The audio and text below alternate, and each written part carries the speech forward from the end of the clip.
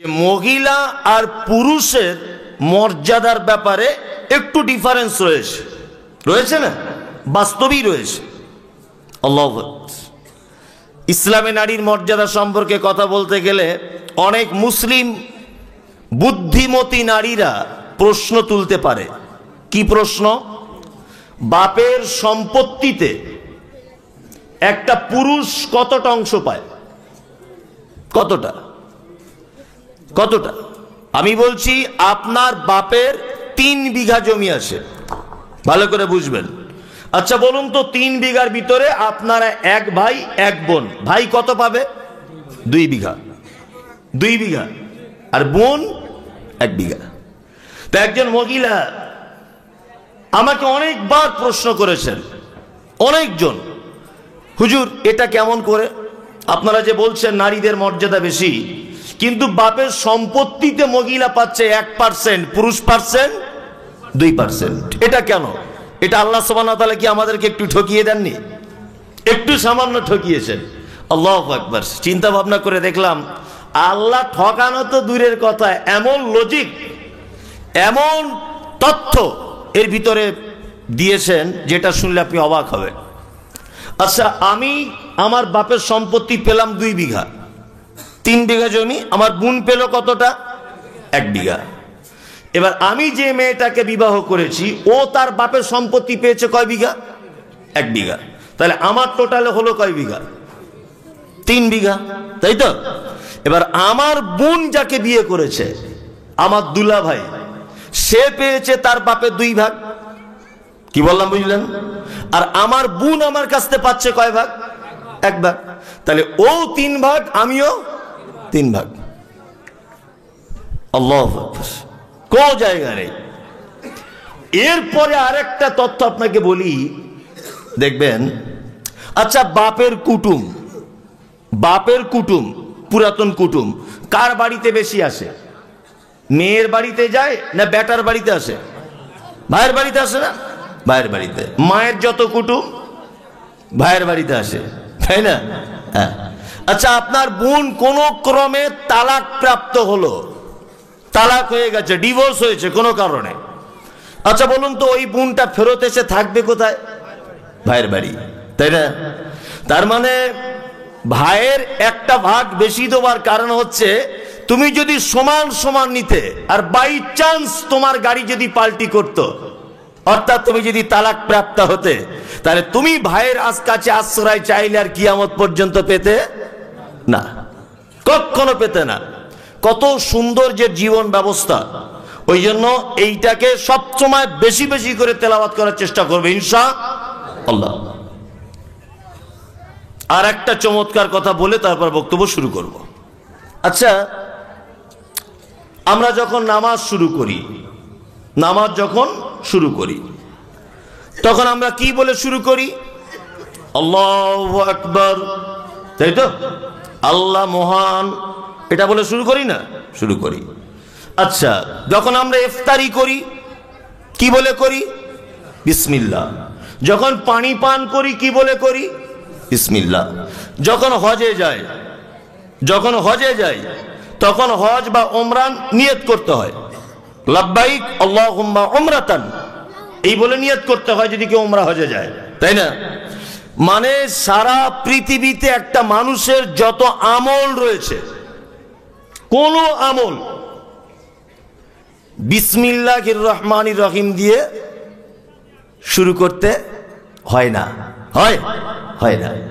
একটি মাত্র আমল আছে, একটি মাত্র ইবাদত আছে, যে ইবাদতটি করার আগে বিসমিল্লাহ আউযু বিল্লাহি মিনাশ শাইতানির রাজিম এইটা বলে তবে কি করতে হয়? পাঠ করতে হয়। ফাইজা ক্বারাতাল কুরআন ফাস্তাইজ বিল্লাহি মিনাশ শাইতানির রাজিম। আল্লাহ সুবহানাহু ওয়া তাআলা বলছে, তোমরা যখন কোরআন তেলাওয়াত করবে তখন শয়তানের কাছ থেকে পরিত্রাণ চেয়ে নেওয়ার পরে তোমরা কি করবে? কোরআন তেলাওয়াত করবে। তার মানে আমাদের জীবনে শয়তানের যত শত্রু আমাদের উপরে করে, শয়তান সব থেকে বেশি আক্রমণ করে একটা মানুষ যখন কোরআন তেলাওয়াত করতে যায় তার আগে কি করে তাকে তেলাওয়াত থেকে বঞ্চিত করা যায়, এই ব্যাপারটা সব থেকে বেশি মনোযোগী হয় কে? শয়তান। কি বললাম বুঝলেন? সব থেকে বেশি। এর একটা অনেক কারণ আছে, এর একটা দুটো কারণ বলি। আদম আলাইহিস সালামকে যখন আল্লাহ সুবহানাহু ওয়া তাআলা তৈরি করলেন, তৈরি করার পরে আদমকে জান্নাতের ভিতরে রাখলেন। জান্নাতের ভিতরে রাখার পরে তার বাম দিকের পাঁজরের উপরের সাইডের হাড্ডি থেকে বানালেন তার স্ত্রী হাওয়া আলাইহিস সালামকে। দুইজনকে বললেন তোমরা জান্নাতের ভিতরে থাকো। দুইজনকে কি বললেন? জান্নাতের ভিতরে থাকো। দুইজন জান্নাতের ভিতরে আছে। আল্লাহ তাআলা বলছেন জান্নাতের সব কিছু তোমরা করবে, শুধু ওই গাছটা ধারে পাশে যাবে না, ওই ফল খাবে না, তাহলে তোমাদের অবস্থা খারাপ। এই জান্নাতের ভিতরে ঘুরছে, ঘুরতে ঘুরতে মানুষ তো লোভী, বেশি লোভী নয়, লোভী। এখন জান্নাতের ফল শয়তানের চক্রান্তে পড়ে খেয়ে নিয়েছে। আল্লাহ তাআলা বলছেন চলো এখান থেকে ভাগো, জান্নাত থেকে। জান্নাত থেকে বার করে দেওয়া হলো, দুইজনকে দুই জায়গায় ফেলে দেওয়া হলো। কি বললাম বুঝলেন? ফেলে দেওয়ার পরে দুইজন এবার দোয়া করছে, রব্বানা যালামনা আনফুসানা ওয়া ইল্লাম তাগফির লানা ওয়া তারহামনা লানাকুনান্না মিনাল খাসিরিন। আল্লাহ, নিজেদের উপরে জুলুম করেছি, নিজেদের নফসের উপর অত্যাচার করেছি। ওয়া ইল্লাম তাগফির লানা, তুমি আমাদেরকে ক্ষমা করো। ওয়ারহামনা, তুমি আমাদের উপরে দয়া করো। আল্লাহ সুবহানাহু ওয়া তাআলা তাদের উপরে দয়া করে, রহম করে, আবার ক্ষমা করে কি দিলেন? ক্ষমা করে দিলেন। ক্ষমা করে দেওয়ার পরে আল্লাহ সুবহানাহু ওয়া তাআলা আদমকে আর হাওয়াকে বলছে তোমাদেরকে দুনিয়াতে যেতে হবে। দুনিয়াতে গিয়ে কিছু দিনের জন্য তোমাদের দুনিয়াতে থাকতে হবে। আর তোমাদের সাথে যাবে কে? ওই যে আদম আলাইহিস সালামকে সিজদা করেনি, কে সে? ইবলিস। মিস্টার ইবলিসও তোমার সাথে থাকবে। আদম আলাইহিস সালাম তখন মনে মনে ভাবছেন যে একবার তো ইবলিস থেকে জান্নাত থেকে বার করে দিল, ফল খাইয়ে দিল আমাদের, আবার আল্লাহ যদি দুনিয়াতে ইবলিসকে পাঠায় তাহলে তো গোলমাল, আমাদেরকে তো একদম দিশাহারা করে দিবে। তখন আল্লাহ সুবহানাহু ওয়া তাআলা বলছেন না, দিশাহারার কোনো ভয় নেই, আমি তোমাদের কাছে একটা জীবন ব্যবস্থা দিচ্ছি, একটা গ্রন্থ দিচ্ছি তোমাকে। এই জীবন ব্যবস্থা অনুযায়ী যদি তোমরা চলতে পারো তাহলে শয়তান তোমাদের পথভ্রষ্ট করতে পারবে না। কি বললাম বুঝলেন? শয়তান তখন দেখছে এ তো মহাবিপদ, ভাবলাম আদমকে আর হাওয়াকে আবার ঘুরিয়ে জাহান্নামের দিকে নিয়ে যাবে, তার হবে না। আল্লাহ ওদেরকে বিধান দিয়ে দিয়েছে, এখন কি করব? এখন শয়তান তখন ভাবছে যে এই বিধানটাকে পরিবর্তন করতে হবে। কিভাবে পরিবর্তন করতে হবে? না, অন্য কোনো মানুষকে ফিট করে কোন রকম এদিক ওদিক করে এটা বিকৃতি করে দিতে হবে। ওই জন্য সারা পৃথিবীতে কোরআন মাজিদ ছাড়া যত কিতাব এসেছে প্রায় কিতাব বিকৃতি হয়েছে, প্রায় কিতাবের পরিবর্তন ঘটেছে। ঘটেছে কি ঘটেনি? ঘটেছে, ঘটেছে। যেমন আমাদের আগে একজন নবী এসেছিলেন মুহাম্মদ সাল্লাল্লাহু আলাইহি ওয়াসাল্লামের আগে। নবীটির নাম কি? ঈসা আলাইহিস সালাম। ওনার কাছে একটি কিতাব নাজিল করা হয়েছিল, কি নাম? ইনজিল, তাই না? যেটা খ্রিস্টান ভাইয়েরা বর্তমানে বাইবেল হিসাবে ব্যবহার করছে। আসলে অরিজিনাল যে ইনজিল তার সঙ্গে বর্তমান বাইবেলের কোনো মিল নেই। কারণ ইনজিল ঈসা আলাইহিস সালামের উপরে যে অবতীর্ণ করা হয়েছিল এটা আরবি ভাষাতে অবতীর্ণ করা হয়নি। যে ভাষাতে অবতীর্ণ করা হয়েছে তার নাম ইয়ারমিক। আর ইনজিল যে ভাষাতে অনুবাদ করা হয়েছিল তার নাম হিব্রু। সারা পৃথিবী কোন জাদুঘরে, কোন অফিস আদালতে, কোন স্মৃতিসৌধে একটা ইনজিল ইয়ারমিক ভাষাতে বা হিব্রু ভাষাতে আপনি দেখাতে পারবেন না। বর্তমানে যে বাইবেলটা চলছে খ্রিস্টান ভাইদের কাছে, এটা খ্রিস্টান ধর্মীয় যাজকদের দ্বারা নিজস্ব তৈরি করা বাইবেল। কি বললাম বুঝলেন? এই বাইবেল ঈসা আলাইহিস সালামের কাছে যে ইনজিল এসেছে এই ইনজিল থেকে বাইবেলের কোনো সম্পর্ক নেই, কারণ ইবলিস শয়তান এটা বিকৃতি করেছে। এবার ইবলিস শয়তান ঈসা আলাইহিস সালাম পর্যন্ত ঠিক আছে, তারপরে মুহাম্মদ সাল্লাল্লাহু আলাইহি ওয়াসাল্লামের উপরে যখন কোরআন অবতীর্ণ হলো, ইবলিস দেখছে তাহলে কোরআনটাকেও পরিবর্তন করতে হবে। এটা কি করে করা যায়? এখন পবিত্র আল কোরআনে আল্লাহ সুবহানাহু ওয়া তাআলা একটা আয়াত বলে দিলেন। কি আল্লাহ তাআলা বলছেন যে আমি এই কোরআন বা এই কিতাবের দায়িত্ব নিজে হাতে নিলাম, এর সংরক্ষণ করব কে? আল্লাহ নিজে। শয়তান তখন দেখছে যদি আল্লাহ নিজের দায়িত্ব গ্রহণ করে আর আল্লাহই তো আমাকে সৃষ্টি করেছে, তাহলে তো এর থেকে মানুষকে এটা পরিবর্তন করা খুব কঠিন। কঠিন কি কঠিন নয়? খুব কঠিন। নাহনু নাযালনা আলাইকা যিকরা ওয়া ইন্না লাহু লাহাফিজুন। আল্লাহ বলছেন আমি কোরআনের হেফাজত সংরক্ষণের দায়িত্ব আমি আল্লাহ নিজে নিচ্ছি। তা আল্লাহ যখন নিজে এর দায়িত্ব নিচ্ছেন, তাহলে শয়তান এটা আর পরিবর্তন করতে পারবে? ওই জন্য আজ থেকে ১৫০০ বছর আগের অবতীর্ণ কিতাব আজ পর্যন্ত অক্ষত অবস্থায় আছে, কিয়ামত পর্যন্ত থাকবে। এইবার শয়তানের তো মন খারাপ, তাহলে মানুষকে আমি কি করে উল্টো পাল্টা পথে নিয়ে যাব? বলছে তাহলে এক কাজ করা যাক, সব থেকে বড় উল্টো পাল্টার পথ হচ্ছে এইটা যাতে না মানুষ পড়তে পারে, তার থেকে আমাকে মানুষকে কুমন্ত্রণা দিয়ে এইটা থেকে হটিয়ে দিতে হবে। ওই জন্য পবিত্র আল কোরআন শুরু করার আগেই পড়তে হয় কি? আউযু বিল্লাহি মিনাশ শাইতানির রাজিম, তাই না? তাহলে আউযু বিল্লাহ পবিত্র আল কোরআনের শুরুতে পড়তে হয় কেন? তার একটা ছোট্ট ইতিহাস আপনাকে বলে দিলাম, তাই তো? শয়তান চায় যে মানুষ এর বিধান তো মেনে চলবে, অন্তত যেন এটা পড়া থেকে একটু দূরে থাকে। ওই জন্য যত আমল রয়েছে সারা পৃথিবীতে, কোন আমল আউযু বিল্লাহ এবং বিসমিল্লাহ দিয়ে শুরু করা হয়নি। কিন্তু কোরআন তেলাওয়াত যখন একটা আমল, এইটাকে আল্লাহ সুবহানাহু ওয়া তাআলা বলছেন তোমরা শয়তানের কাছ থেকে পরিত্রাণ চেয়ে আমার কাছে তারপরে তোমরা তেলাওয়াত করো। কিন্তু জয় শয়তানেরই হচ্ছে। শয়তান আমাদের চাইছিল যাতে কোরআন তেলাওয়াত না করি, আর আমরা শয়তানের পাল্লায় পড়ে তেলাওয়াত করিও না। করি? একটা লোক বলুন তো যে প্রতিদিন 1 পৃষ্ঠার করে হলেও আমি কোরআন তেলাওয়াত করি, কেউ আছেন এখানে? না। আনন্দবাজার, বর্তমান, গতি এই সমস্ত পেপার পত্র পত্রিকা পড়ে, তাই না? আর যদিও বা আগেকার দিনে মানুষ একটু পড়তো, তা এখন মোবাইল উঠে আর এর ধারে পাশে চাই না। এইবার আপনাদেরকে আরেকটা কথা বলি, আপনাদের এখানে কসাইখানা আছে, গরু জবাই করে। গরুর গোস্ত খুব স্বাদ না? স্বাদ তো, খুব স্বাদ। আবার এই গোস্তের ভিতরে আবার একটা গরুর আলাদা আলাদা স্বাদ। সিনার গোস্ত বেশি টেস্ট না? এইখানকার গোস্ত আর এক রকমের টেস্ট। এই পাঁজরের এখানকার গোস্তর আর এক রকমের স্বাদ, তাই না? কলিজাটা ভুনা করে খাবেন, ওর আর এক রকমের স্বাদ না? আপনি জিভটা ভালো করে ভেজে খাবেন, তার আর একটা টেস্ট না? মানে একটা গরুর একটা অঙ্গতে বিভিন্ন রকমের স্বাদ, তাই না? আল্লাহ সুবহানাহু ওয়া তাআলা পবিত্র আল কোরআনে কোরআনের আয়াতগুলি অবতীর্ণ করেছেন, সূরাগুলি অবতীর্ণ করেছেন, কিন্তু এক একটা সূরার আবার এক এক রকমের স্বাদ। আল্লাহু আকবার, আপনি অবাক হবেন।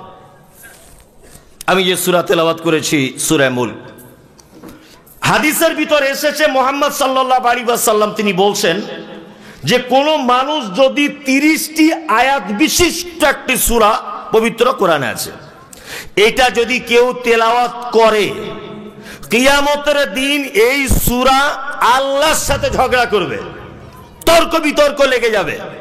আল্লাহকে ডেকে বলবে, আল্লাহ আমাকে যে লোক তেলাওয়াত করেছে, যতক্ষণ না পর্যন্ত তাকে তুমি জান্নাতে না প্রবেশ করাবে ততক্ষণ আমি তোমার পিছন ছাড়ছি না। এক পর্যায়ে আল্লাহ নবী সাল্লাল্লাহু আলাইহি ওয়াসাল্লাম বলছেন ওকে জাহান্নাম থেকে মুক্তি দিয়ে জান্নাতে প্রবেশ করিয়ে দেওয়া হবে। কি একবার সুবহানাল্লাহ বললেন না? না না, ওটা আজকে আর বলতে হবে না। মানে আমরা তো এইসব ভালো কথা শুনলে সুবহানাল্লাহ বলি না, আমরা সুবহানাল্লাহ বলি কেমন করে?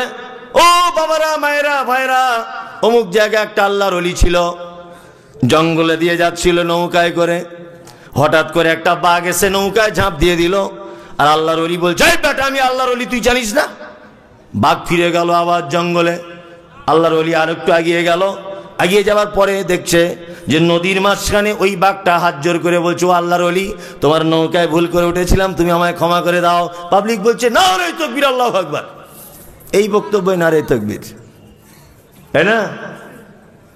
এই সব বক্তব্যে আমরা সুবহানাল্লাহ বলি, তাই না? অথচ আমি এত বড় একটা কথা আল্লাহ রসুলের বললাম, মানুষ স্বতঃস্ফূর্ত ভাবে একবার সুবহানাল্লাহ, আল্লাহর প্রশংসা, আল্লাহর তাসবিহ বর্ণনা করতে পারলো না। তাহলে এই সূরা যদি কেউ তেলাওয়াত করে, তার শেষ পজিশন থাকার জায়গা কোথায়? জান্নাত, তাই না? আরেক রাওয়ায়াতে আছে যে এই সূরাটি যদি কেউ তেলাওয়াত করে তাহলে সে কবরের আযাব থেকে কি পরিত্রাণ পেয়ে যাবে।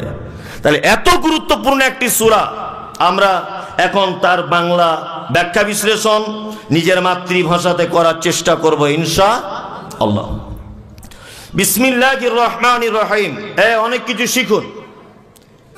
ওই বিশাল একেবারে লম্বা চওড়া সুর দিয়ে বলে দিলাম আর মানুষ কিছু বুঝতে পারলো না, ওরকম বক্তব্য আমি আগে রেখেছি, এখন আর রাখি না। কোরআন পড়ার কিছু নিয়ম পদ্ধতি জেনে নেন। প্রতিটা সূরার আগে বিসমিল্লাহির রহমানির রহিম এটা আছে না নেই? একটি সূরা বাদ দিয়ে, কোন সূরা? তওবা, তাই তো? তওবা। এবার একটা কথা বলে যাচ্ছি, আপনি নামাজ পড়ছেন বা আপনি কোরআন তেলাওয়াত করছেন, সূরা বাকারার মাঝখান থেকে আপনি শুরু করেছেন, বলুন তো কি বলে শুরু করবেন? বলুন বলুন। পবিত্র আল কোরআনের যতগুলি সূরা আছে, যদি প্রথম থেকে আপনি যদি শুরু করেন তাহলে বলতে হবে আউযুবিল্লাহ বিসমিল্লাহ দুটোই। কি বললাম বুঝলেন? আর কোন সূরার মাঝখান থেকে যদি আপনি শুরু করেন তাহলে পড়তে হবে কি? শুধুমাত্র আউযুবিল্লাহি মিনাশ শাইতানির রাজিম, তখন আর বিসমিল্লাহ লাগাতে হবে না। ছোট্ট একটা কথা জানা হয়ে গেল তাহলে আমাদের। আল্লাহ তাআলা বলছেন তাবারাকাল্লাযী, সূরাটি আমার মুখস্থ পুরোটাই, কিন্তু আমি দেখে দেখে বলছি কেন? যাতে একটা শব্দেরও মানে মতলব না বাদ চলে যায়। আমি প্রথমে না দেখি বলেছিলাম মুখস্থ, এবার দেখে দেখে বলছি কেন? যাতে আপনাদের বুঝতে সুবিধা হয় আর আমার বোঝাতে সুবিধা হয়। শেষ পর্যন্ত শোনার জন্য অনুরোধ করছি বক্তব্য। আল্লাহ তাআলা বলছেন তাবারাকাল্লাযী বিয়াদিহিল মুলক, বরকতপূর্ণ ওই আল্লাহর হাত, যার হাতে রয়েছে সারা পৃথিবীর বাদশাহী, রাজত্ব। এখানে কয়েকটি কথা জেনে রাখুন, সেটা হচ্ছে এই, তাবারাকাল্লাযী বরকতপূর্ণ ওই আল্লাহ, বিয়াদিহিল মুলক, যার হাতে রয়েছে সারা পৃথিবীর ক্ষমতা। সারা পৃথিবীর ক্ষমতা কার হাতে? আরবিতে ইয়াদুন মানে কি? হাত, তাই না? এক শ্রেণীর মানুষের দাবি যে আল্লাহর কোনো আকার নেই, নিরাকার। বলছেন এক শ্রেণীর মানুষ বলছে আল্লাহর কোনো আকার নেই, অথচ আল্লাহ তাআলা পবিত্র আল কোরআনে বলছে ইয়াউমা নাকুলু লিজাহান্নাম হালিম তালাত ওয়া তাকুলু হাল মিন মাজিদ। জাহান্নামকে জিজ্ঞাসা করা হবে, তোমার কি পেট ভরেছে? জাহান্নাম, তোমার পেট ভরেছে? জাহান্নাম তখন বলবে না। আল্লাহ তাআলা বলছেন তাহলে আমার পা তোমার উপরে রাখি। জাহান্নাম তখন বলছেন কত, যথেষ্ট, আর লাগবে না। তার মানে আল্লাহর পা আছে, তাই না? এবার আল্লাহ তাআলা বলছেন সামিউম বাসীর, আমি শুনতেও পাই, আমি দেখতেও পাই, তাই না? পাই। এবার আল্লাহ তাআলা এখানে বলছেন বিয়াদিহিল মুলক, আমার হাতে আছে সারা পৃথিবীর রাজত্ব। তার মানে আল্লাহ নিজে বলছেন আমার হাত রয়েছে, আর সেই হাতে সারা পৃথিবীর ক্ষমতা। কার হাতে? আল্লাহর হাতে। এরপরেও এক শ্রেণীর মানুষ তারা বলছে আল্লাহর কোনো আকার নেই। এইবার আমি আপনাকে এখানে একটা জিনিস শুধুমাত্র বলবো, সেটা হচ্ছে এই, আল্লাহর হাত কেমন, আল্লাহর চোখ কেমন, আল্লাহর কান কেমন, আল্লাহর পা কেমন, এই কেমনটা আমাদের জানার বাইরে। আল্লাহু আ'লাম বিমুরাদি, এই ব্যাপার আল্লাহ ভালো জানে। কি বললাম বুঝলেন? ওই জন্য আর একটা আশ্চর্য কথা আপনাকে মাঝখানে বলে দিই, তাহলে বুঝতে অনেক সুবিধা হবে। এক, আমি কোনো একদিন ট্রেনে বসে আছি, ট্রেনে একজন ভাই আমাকে জিজ্ঞাসা করছেন যে মুসলিমরা তারা নামাজ পড়ে, এরা কত বড় বোকা, ফাঁকা মসজিদে গিয়ে সেজদা দেয় অথচ আল্লাহকে দেখতে পায় না। যদি আল্লাহকে দেখতে পেতো একটু তবুও মনে শান্তি পাওয়া যেত, কিন্তু আল্লাহকে দেখতে পাওয়া যায় না। মুসলিমরা কত বড় বোকা। তাই বললাম তাই? বলছে হ্যাঁ। আচ্ছা আচ্ছা আচ্ছা আচ্ছা ভাই তুমি কোন ধর্মের? ও জানে না যে আমি কি চিজ। তুমি কোন ধর্মের? বলছে আমি অমুক ধর্মের। আমি কোন ধর্মের নাম বলে বলছি না। আচ্ছা তোমরা কি করো? বলছে আমরা দেবদেবী তৈরি করি। দেবদেবী তৈরি করার পরে তার সামনে মাথা নত করি, মনে একটা শান্তি হয় যে এটা আমাদের এই দেবী, ওটা আমাদের ওই দেবী, এটা আমাদের ওই দেবী। কিন্তু মুসলমানরা এত বড় বোকা, আল্লাহকে জীবনে চোখেও দেখতে পায় না। বললাম তাই? বলছে হ্যাঁ। আচ্ছা আমি বললাম তোমরা যে তোমার দেবদেবীকে দেখে সেজদা করো, এতে তোমার দেবদেবীর মর্যাদা বাড়ে না কমে? বলছে বাড়ে। কখনোই বাড়ে না। তোমাদের যখন অনুষ্ঠান হয় তোমাদের দেবদেবীর ছবিগুলো পেপার পত্র পত্রিকায় ছাপা হয়, ছাপা হয় না? অমুক জায়গায় এত বড় একটা দেবী হয়েছে, অমুক জায়গায় এত বড় একটা বিশাল মূর্তি তৈরি করা হয়েছে, এবছর পুজোয় এরকম প্যান্ডেল করা হয়েছে, এগুলো দেখা যায় না? দেখা যায়। পেপারে তোমার মায়ের ছবি হলো, পেপার পত্র পত্রিকায় হ্যাঁ তোমার মূর্তির ছবি করা হলো, তাই না? ওই ছবিটা দোকানদার ঠোঙা তৈরি করে পেপার পুরাতন হয়ে যাওয়ার পরে চানাচুর মুড়ি দিয়েছে, দেয় কি দেয় না? আর ওই চানাচুর মুড়ি খাওয়ার পরে একটা বাচ্চা ছেলে তোমার মূর্তির ছবিটা ডাস্টবিনে ফেলে দিয়েছে। হ্যাঁ তাহলে বলো তোমার মায়ের মূর্তি যদি ডাস্টবিনে ফেলে দেওয়া হয় তোমার মায়ের মর্যাদা বাড়ে না কমে? কমে। আল্লাহ তাআলা বলছেন, কি বলছেন? যে আমার প্রতি যারা বিশ্বাস রাখে আমাকে না দেখে বরং না দেখলে তার প্রতি ভক্তি শ্রদ্ধা বেশি হয়। বেশি হয় না কম হয়? বেশি হয়। আর দেখে যদি আপনি ফেলেন তার প্রতি আপনার অনেক অভিযোগ চলে আসবে, আসবে না? আপনি একটা মেয়ের সঙ্গে ফোনে কথা বলেন, আমি বাস্তববাদী লোক তো, একটা মেয়ের সঙ্গে ফোনে কথা বলেন, 2 বছর বলছেন কেমন আছে তুমি, তোমায় ছাড়া বাঁচবো না, তুমি আমার জান, তুমি আমার প্রাণ, তুমি আমার অক্সিজেন, আই লাভ ইউ, হাবি জাবি সব কিছু চলছে, আর 2 বছর যাবত চলছে। এখন বড় মোবাইল নাই, দুইজনারই সুইচওয়ালা মোবাইল, ভালো করে বুঝবেন। দাঁত বার করে শুধু হাসলে হবে না, এতে অনেক শিক্ষা আছে। তা ভালো, তা দুজনে একদিন কথা হচ্ছে, আচ্ছা তোমার সঙ্গে তো 2 বছর কথা হচ্ছে, তোমায় একবার দেখতে আমার খুব ইচ্ছা হচ্ছে। এত দুজনা দুজনকে ভালোবেসে ফেলেছে, মানে বাথরুমে গেলেও ফোন, খেতে গেলেও ফোন, রাতে তো ঘুমায় না, শুধু বলছে বলো, শুধু বলছি বলো, সারা দিন রাত চলছে। দুজনা ফিট করলেন একদিন ওই মালদায় দেখা করব। তো মেয়েটা বলছে তোমাকে তো আমি কোনোদিন দেখিনি, তুমি কি পরে আসবে? তা বলছে আমি জিন্স প্যান্ট পরে যাবো, একটা খুব সুন্দর একটা মানে হাতাভর গেঞ্জি, হাতে একটা টাইটান ঘড়ি থাকবে, আর আমার চুলটা দেখবে সামনের দিকে হালকা লাল করা আছে, বুঝতে পেরে যাবে আমি সেই তোমার রাজা। আর মেয়েটা তখন বলছে তাহলে এক কাজ করো, আমি একটা লাল ওড়না নিয়ে থাকবো, আর আমি একটা বোরকা পরে যাবো, কিন্তু না তো লোক বুঝতে পেরে যাবে, আর বোরকার পিছনে একটা লাল ফুল করা থাকবে, গোলাপ ফুল, তুমি এইটা ডিজাইন দেখে বুঝতে পেরে যাবে আমি সেই রানী। না দুজনে গেল দেখা করতে মালদায় 2 বছর পরে। দেখা করতে যাওয়ার পরে ছেলেটা খুব চালাক, মেয়েদের যতই বুদ্ধি হোক ছেলেদের কাছে বুদ্ধি খাটাতে পারবে না। ছেলেটা তখন বলছে যে জান তুমি একবার বোরকার মুখটা খোলো তো, তোমায় দেখতে পাচ্ছি না, আমি ঠিক বুঝতে পারছি না। ও তখন মুখটা খুলেছে 20 হাত দূরে, এ ওকে দেখতে পাচ্ছে না, ওকে দেখতে পাচ্ছে না। 20 হাত দূরে মুখটা যখন খুলেছে তখন ছেলেটা দেখতে পাচ্ছে মেয়েটা আলকাতরার মতো কালার। আচ্ছা বলুন তো এতক্ষণ এতদিন যে সোনা ময়না চাঁদ হীরা মণি মুক্তা আই লাভ ইউ তোমায় ছাড়া বাঁচবো না, যদি দেখে আলকাতরার মতো কালার, আর ও ফোনের সুইচ অফ করে দিবে কি দিবে না? দিবে। সিমটাই পরিবর্তন করে দিবে, যে তোকে না দেখে ছিলাম ভালো, দেখে প্রাণ জ্বলে গেল, তাই না? ব্যাপার এইরকম। আপনি আল্লাহকে দেখতে পান না, যদি আপনি স্রষ্টাকে যদি একবার দেখে যদি নিতেন তাহলে স্রষ্টার ব্যাপারে আপনার অনেক কটু মন্তব্য থাকতো, অবশ্যই থাকতো। আল্লাহ নাকটা যদি এইরকম না হয় এরকম হতো, আর একটু দেখতে ভালো লাগতো। আল্লাহ হাতটা যদি এরকম হতো দেখতে ভালো লাগতো, এগুলো মনে হতো কি হতো না? হতো। তাতে করে মানুষের ইমান বাড়তো না, ইমান কমতো। কোনটা কমতো? তার মানে ছোট একটা ধারণা আমরা পেয়ে গেলাম যে আল্লাহর আকার কি আছে, তাই না? আল্লাহ বলছেন বিয়াদিকিল মুল, সারা পৃথিবীর যত ক্ষমতা কার হাতে? আল্লাহ। আল্লাহ ছাড়া কারোর ক্ষমতা আছে? আছে, আছে। তবে সেই ক্ষমতাগুলো ক্ষণস্থায়ী ক্ষমতা, আজকে আছে কালকে নাও থাকতে পারে। নোট ভোট পার্টি পঞ্চায়েতের ক্ষমতায় 5 বছর দলীয় দাপট দেখিয়ে গরিব মানুষকে শোষণ করে অনেক রকমের অত্যাচার করা যাবে, 5 বছর পরে আর থাকবে না। তাহলে চিরদিনের জন্য ক্ষমতাবানকে কে? আল্লাহ। আপনারা দেখতে পাচ্ছেন না সারা ভারতবর্ষের অবস্থা? হ্যাঁ, ভারতবর্ষের অবস্থা দেখতে পাচ্ছেন না?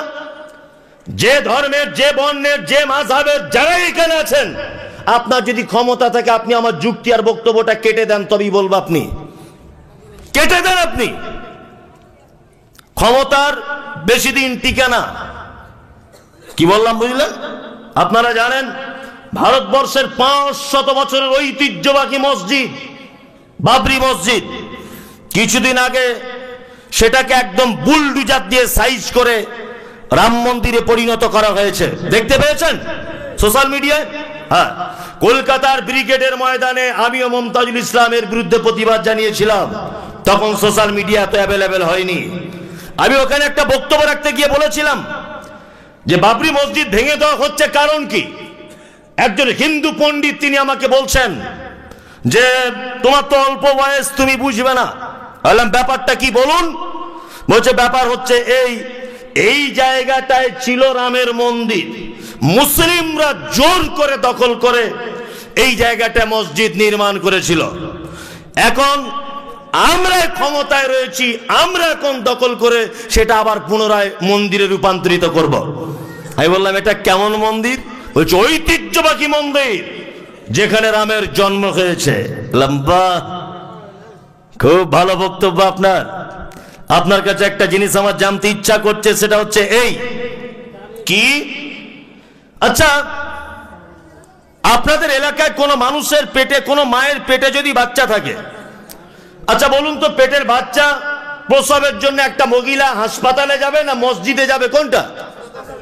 হাসপাতালে যাবে না? কেন, মসজিদে বাচ্চাটা প্রসব করলে হয় না? একটা মাকে যদি আপনি বলেন যে তোর যেদিন বাচ্চা হবে তোর বাচ্চা মসজিদের মেম্বারের তলায় হবে, মসজিদে গিয়ে তোকে উলঙ্গ হয়ে শুয়ে পড়তে হবে, তোর বাচ্চা মসজিদের ইমাম সাহেব ধরবে, বলুন তো পৃথিবীর কোন মায়ের কথায় রাজি হবে? হবে? হবে না। আমি ওনাকে বলছি, রাম যখন তার মায়ের পেটে ছিল, তার মা বাচ্চা প্রসবের যন্ত্রণা সহ্য করতে না পেরে পৃথিবীর অন্য কোন জায়গার খুঁজে পেল না, মন্দিরের ভিতরে গেল বাচ্চা প্রসব করতে। এটা কেমন কথা? অসম্ভব, এটা হতে পারে না। ওই সব কিছু নয়। এখন কিছুদিনের ক্ষমতা রয়েছে, এইটাকে কি করে ধ্বংস করা যায়, নিজেদের আভিজাত্য বজায় করা যায়, নিজেদের ক্ষমতা প্রয়োগ করা যায়, এটা হচ্ছে মূল কারণ। কি বললাম বুঝলেন না? এইটা হয়ে গেল। তারপরে এখন রিসেন্ট আপনারা জানেন